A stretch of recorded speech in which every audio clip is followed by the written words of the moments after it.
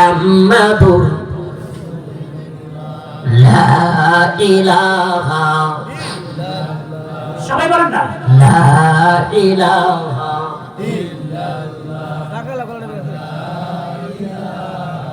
ইল্লাল্লাহ লা ইলাহা লা ইলাহা ইল্লাল্লাহ মুহাম্মাদুর রাসূলুল্লাহ।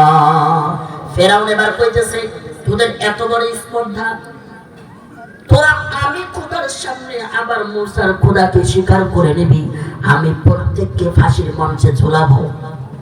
এবার সমস্ত জাদুকর বলল, ও ফেরাউন, আজকে আমাদের চোখ খুলে গেছে গো, আজকে আমাদের জাদুকরদেরকে যদি কেটে কেটে টুকরো টুকরো করে ফেলো, আমরা জাদুকর ওই মুসার আল্লাহর প্রতি ঈমান এনেছি, এখান থেকে বিচ্যুতি হব না।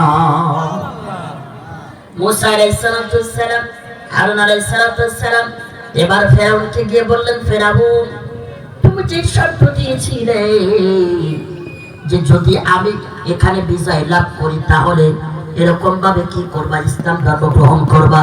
ও ফেরাউন, এখন তোমার কথা কি বলো? এখন ফেরাউন বলতেছে, ও মুসা, তুমি জাদুকর এইটা জানতাম, কিন্তু এত বড় জাদুকর এটা আমি জানি না। এত জাদু পাইলা কই? অত জাদু করতেছো। আমি ফেরাউন জীবনে কোনোদিন ঈমান আনি নাই, আনবো না। নারে তাকবীর। দ্বিতীয় বক্তার আগমন, দ্বিতীয় বক্তার আগমন শনিগ্রামের পক্ষ থেকে, শনিগ্রামের পক্ষ থেকে নারে তাকবীর। আল্লাহ তাআলা আমাদের দ্বিতীয় বক্তা আমাদের মাঝে উপস্থিত হয়ে পড়েছে।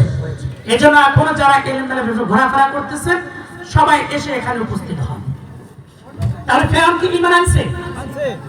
ফেরাউন কি ঈমান আনছে? সবাই বলেন, ঈমান আনছে কি? ঈমান আনে নাই। ওই যে একটা বাংলায় কথা আছে না, যে বিড়ি যদি এতে পড়ে তাহলে গাছের গাছে লাফায় গাছে।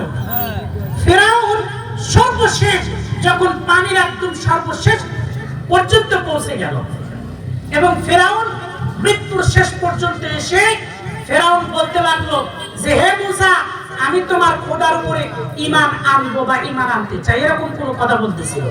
আল্লাহ জিবরাইল আলাইহিস সালাম তখন হযরত জিবরাইল আলাইহিস সালাম বা আজরাইল আলাইহিস সালাম মালাক আল মালাইকা তখন তার মুখের ভিতরে কাদা লেগে দিয়েছিল যে তোর দ্বারা ইসলাম গ্রহণ করা হবে না। সুবহানাল্লাহ বলি। আল্লাহ তাআলা যতক্ষণ আলোচনা করেছি নিজের সন্তান হিসেবে, ভাতিজা হিসেবে হোক, ভাই হিসেবে হোক, নাতি হিসেবে হোক, ভুল ত্রুটি হলে ক্ষমার দৃষ্টি দেখবেন। যেহেতু আমাদের দ্বিতীয় মেহমান চলে আসছে, আর কথা আমি বাড়াতে চাই না। এবং আমার শরীগ্রাম থেকে যতগুলো মানুষ কালিকাপুর কবরস্থানে সমাহিত আছেন, আল্লাহ তাআলা আজকের এই জালসার উসরায় হলেও আমার গ্রামের সেই সমস্ত মানুষদের তামাম জিন্দেগীর গুনাহগুলো মাফ করে দিন।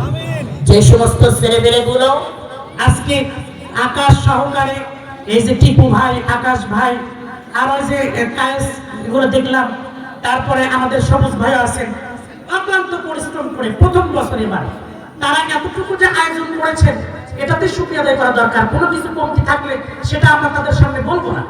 আর তারা যে গান বাজনার অনুষ্ঠান না করে এটা যে করছে, এটাই তো অনেক কিছু। তারপরে যদি নেগেটিভ কোনো কথা